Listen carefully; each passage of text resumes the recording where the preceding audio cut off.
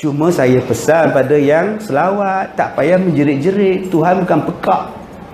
Ini tiap-tiap kali Ramadan tukar mikrofon, pecah sekuat-kuatnya. Fadlan minallahi ta'ala wa ni'mah, pecah.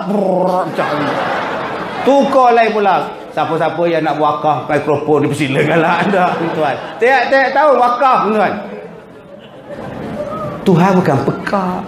Selawat elok. Allahumma salli ala Muhammad sallallahu wasallam alaihi. Bila tuan-tuan menjerit, dia mempengaruhi orang.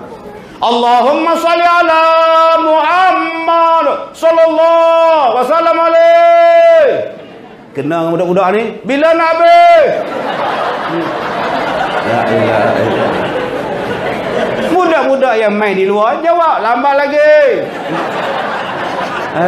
Ya Allah. Jadi lepas ni tuan-tuan, semua benda kita nak ikut cara Rasulullah.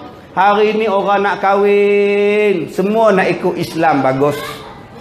Ui, semua nak akad nikah dalam masjid, akad nikah dalam surau, bagus. Lepas-lepas habis akad nikah, dua-dua pula laki bini semayang berjemaah. Kemudian nak sarung cincin pula. Oh, baguslah. Orang sekarang nak buat kenduri tu pun tulis dalam kad jemputan tu, di antara tanda-tanda kekuasaan Allah ialah dijadikan manusia berpasang-pasangan. Cantiknya ayat. Semuanya ikutlah sekarang ni. Cantiklah hari ni orang menikah. Bersanding-sanding ni tak ada dah.